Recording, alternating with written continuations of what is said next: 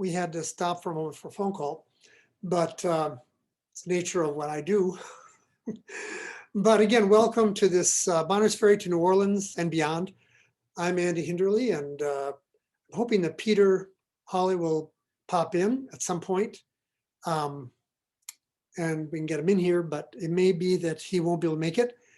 If anyone is watching this, you're welcome to put chats in and comment on places that you've been, that you've enjoyed, that have given you joy in your life, restaurants, places, events, things that, made a difference in your life. That's kind of the idea of this, to expand our worldview of things, to bring people together.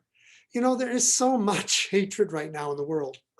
And we've all been guilty of it. I know I have. And I'm trying to break that mold, being hateful of people that are haters, because I just can't do that. And I don't think you want to be either. We need to be lovers. We need to care about people. We need to care for people even when they don't care for us, because everyone's hurting right now. And so the idea of kind of expanding our worldview and seeing what's out there in the world, getting a taste of it. What restaurants do you like? What type of food do you like? Do you cook?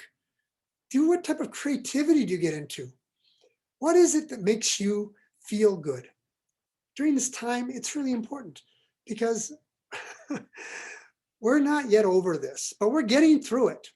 I was thinking today, and I told someone that stopped by where I work, and for those who don't know, I'm a pastor, and we were talking outside the church, and I said, last year when this started, I thought, what a blessing it is that it comes in the spring when people can be out and about, where even if they have to be separated, they can still be outside. If it happened in the middle of winter, can you imagine? I know what cabin fever is like. I live in Minnesota. I grew up in Minnesota, believe me. And a place called Holden Village, where the snow got so high that basically you walked between drifts.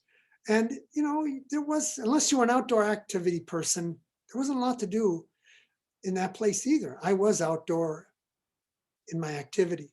But the fact is that when we look at the way we are right now, the weather that at least in Bonners Ferry that we've had has been a real blessing. We haven't had extreme, except for about a week, 10 days of cold weather. And we've been able to get out.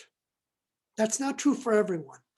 And we should be thankful for what we can have, because so often we end up wanting more, and the reality is that if we're not happy with what we have, we'll never be happy with anything more. So let's be thankful and happy for what we've had in our lives. So again, things that you might have done in your life that was exciting, places you visited, examples or stories that you have, that's what really this is about, to bring people together with ideas, stories, experiences, to make us real to each other, not cardboard figures and stereotypes, but human, real, because we are all beloved. As I like to say, by God, we are. Not one person, not one creature on this earth isn't loved by God.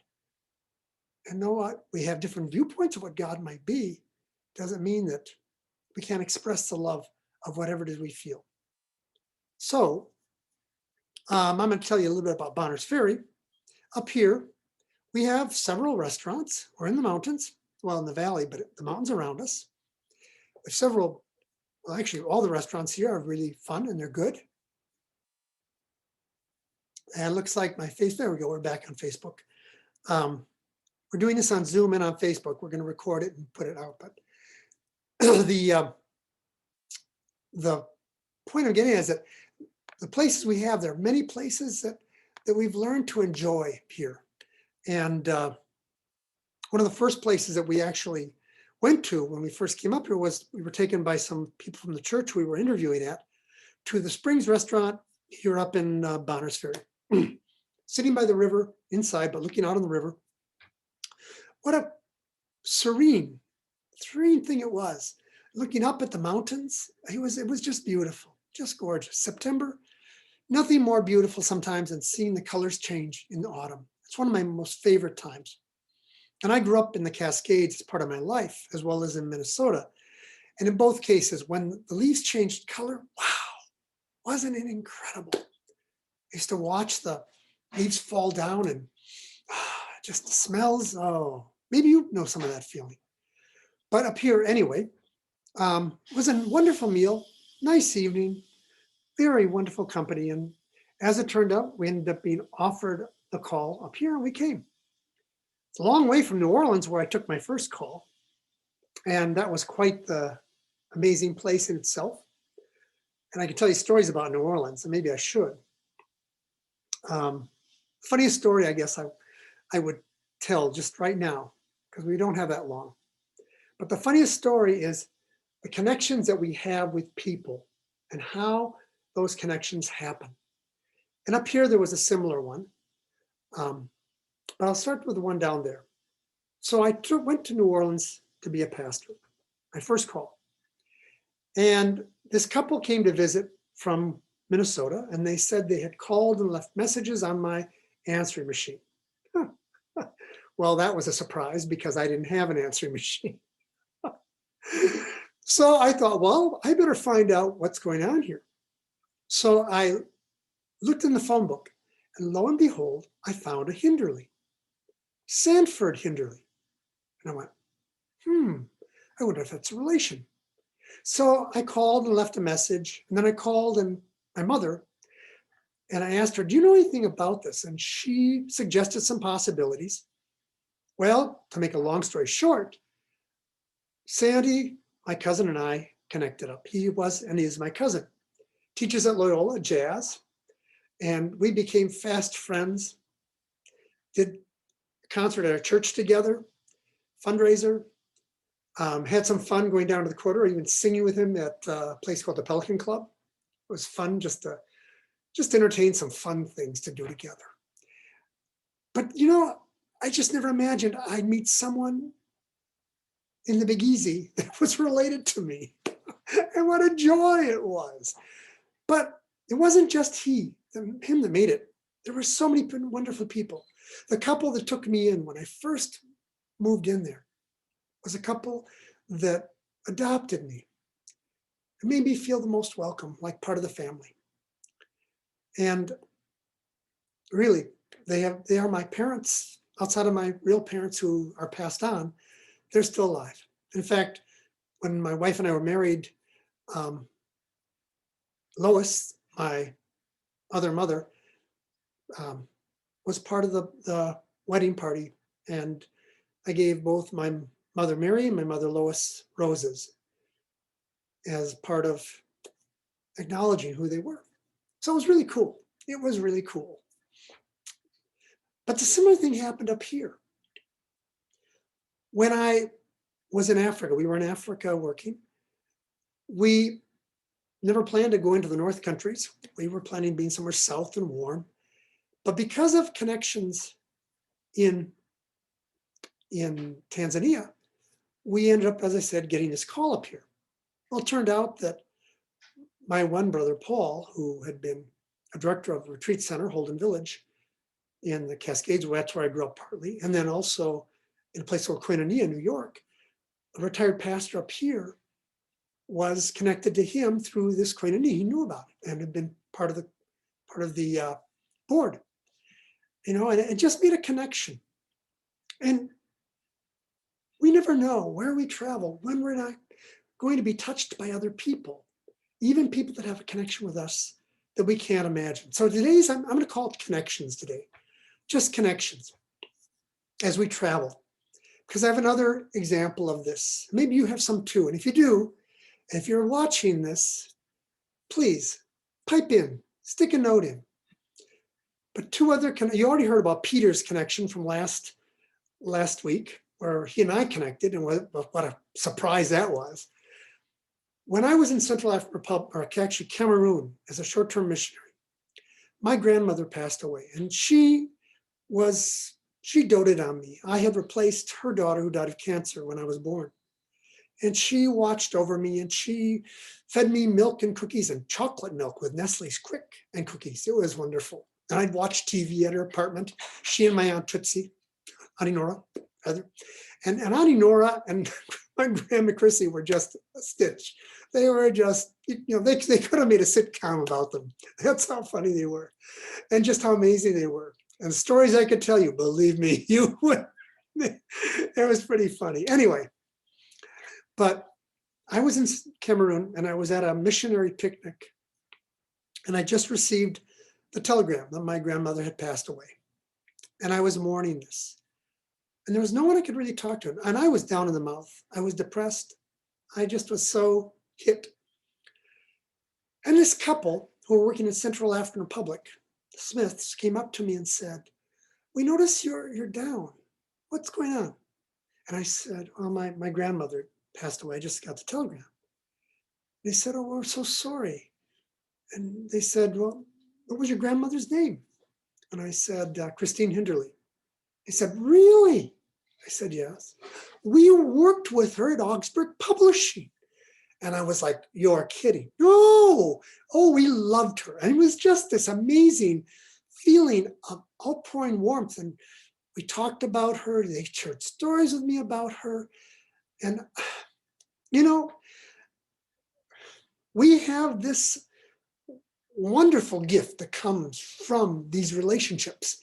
And I never call them coincidences. In fact, Jim Klobuchar, one of my favorite journalists back in the day, because he really was an amazing journalist on Minneapolis Tribune, spoke at my seminary and said, "I don't believe in coincidences at all." And I said, things happen for a reason and God is behind it. And I do believe it. And God really, for me, brought this home. Now, I'm not saying everybody has to accept this. I'm not somebody who pounds ahead on people with Jesus. I'm sorry. I think there are plenty of roads we follow. And I think God loves us all. And for those who think that's heresy, so it's heresy.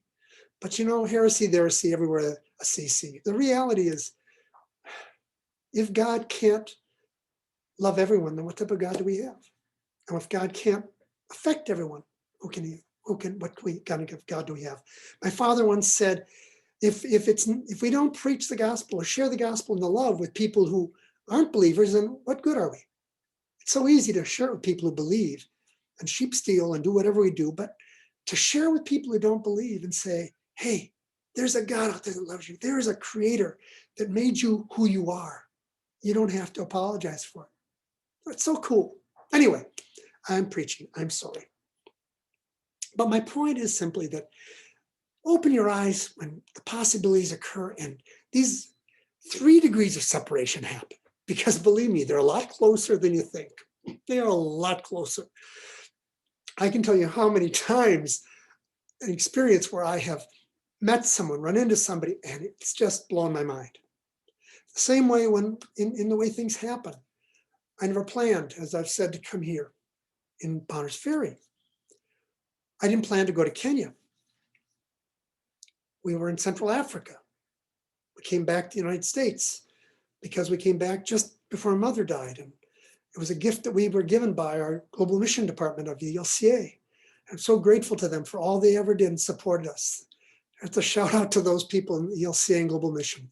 They are a wonderful group of people and they care. But while we were back, we were offered a position to Kenya. And my wife and I weren't sure. And they weren't sure if it was Kenya or Tanzania. We went to church in the Sioux Falls, South Dakota. Still remember it, Peace Lutheran. And Pastor Paul preached this sermon and he used an example of Kenya. And as we're walking out, I said, I'm going to come back and talk to you after I get done with the trip. And he had no idea what I was talking about. But Barbara and I, my wife and I looked at each other and went, this is just too coincidental. It can't be coincidence. It's got to be God speaking. Sure enough, we got to Chicago and they talked about, well, Tanzania, well, Kenya. And they said, well, you know what? We think Kenya. Went back to Sioux Falls. I went back to that pastor and said, I'll tell you about your sermon. And he was amazed. He said, that's just amazing because the example he used just happened to be that Sunday. My point is, we don't know how things work, but in our travels, let us be open to the possibilities because you never know where something's going to happen that you're going to say, ha, aha, cool. So keep it in mind. There's a lot out there to offer. So if you got anything to offer, you want to type in something, put a comment in, I invite you to do so wherever if anybody's on. I don't know if anybody's on, so maybe I'm just talking to myself again. Which as pastors we have diarrhea of the mouth, we can talk a lot. And I've always been a storyteller. I come from a family of storytellers. So telling stories is human nature. And actually this helps me because I get a chance to remember stories of people that have helped me. And really that's part of the story of our travels together. So wherever you've been, whatever you've done, remember, you are making a story that is going to be encouraging to others. So don't be afraid to tell it, share it. Everyone's got a good story in them. Everyone does. But in the meantime, I'm afraid my buddy Peter has not come on. I was hoping he'd be on tonight. Hopefully next week. We may have had our wires crossed.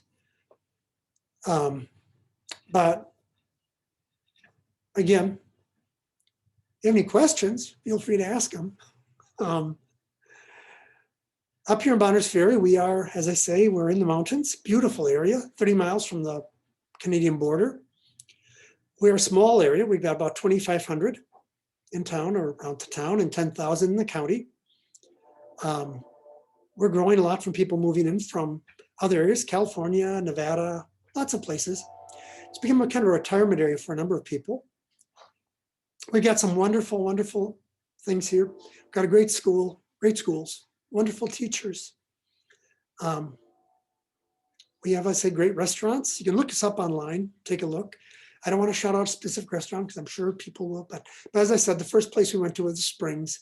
And I have to say that because we went there for dinner. It was very nice of the people that take us there. Norman and Catherine Bratz took us there, and he's the pastor I talked about. Wonderful, wonderful person, wonderful family. And we have such great members at our church. But up here, you can always find a home. There are plenty of churches. There are over 23, I think, churches and fellowships right now. And every one of them, there's a home for you. If you ever move up here looking for a place, there's not one denomination that's right, one religion that's right. Everyone that is preaching the good news of the gospel of Jesus Christ, it says that Jesus is Lord and Jesus loves you, you'll find a home. So I don't ever say we have the only way, ever. We don't. We're just one path. So at any rate, we're getting close to the end here. It's really, what else can I tell you about Bonners Ferry? Oh, we have a great theater, Pearl Theater. It's dealing with some issues right now, and some people think it's because of one specific issue, and it's not. It's not. It's hard right now. People are tight on their money. It's hard to support things, and not everybody is involved in the arts. Not everybody ever was. Public radio is supported by less than 1% of the population. The reality is the theater and the arts museums, they've gone down in terms of support over the years. My mother supported the arts. She always did. She said, a culture that doesn't have art, doesn't have the arts and music, is a culture that's dying. And it's sad when people try to imply politics or social or whatever is the thing that's killing the arts. It's not. Kills the arts is our own inability or unwillingness to support. So up here, I hope the Pearl survives. I think it will. I'm going to support it. I'm going to help out. It's my feeling that at least I can do in this community. But it's a great place. We have a great visitor center up here. They'll always help you out, tell you where to go. They're great people. We have plenty of small businesses here that are willing to help out people that move into the area. We have great realtors. Really, we've got a great community up here. And I will say we are open-minded. We want and love everybody. There's nobody that will be discriminated against. No, we are wonderful. We're kind of like the North New Orleans, but the difference is that we don't always have jazz going on, but we got live music at different places. So, if you come up here to visit, take a look at the place. We're not far from Sandpoint, Schweitzer Mountain, great skiing. Really, North Idaho, Washington State, these areas, beautiful places to visit, But I will say this, as the Swiss folks told my parents, in the Cascades of Washington at Holden Village. They said, why would Americans come to Europe to look at the mountains? You have this beautiful mountains here. And my father said, you're right. People shouldn't go visit mountains. They should go visit the people. So get to know the people up here. Get to know people, and you'll get to know the people and the feeling, the culture. You'll get to know the warmth of any community, anywhere in the world you go. So always be open-minded. Always check on the experiences, learn about the culture, widen your experiences, and get to know that this is a wonderful world we live in. As Louis Armstrong sang, what a wonderful world. It really is. So I'm going to leave you with thank you for joining us. Again, we'd love to have you join us online. We'd love to have you put in a couple words, questions, or your own experiences. We'll try this every Tuesday at 5:30 p.m. Central Time. Again, let us know what you think. If we'll be on Zoom, if you want to get on the Zoom one, let us know. We'll send you a Zoom connection. Just send an email to trinitylutheranbf@gmail.com, and we'll make sure you get on. Or you can get on the Facebook side, which we're on too. We're doing both to try it out. This is experiments. I will say COVID did one thing for us, if anything. It brought the Lutheran Church into the 21st century. So now we're doing things we never did before. So I'm thankful for that. But God, I have to say this because this is what I do. God bless you and keep you safe wherever you are watching. If you're watching this afterwards, again, God keep you safe and bless you. And thank you for joining us on this virtual journey, live journey from Bonners Ferry to New Orleans and beyond, on the road again. Thanks for joining us. Take care.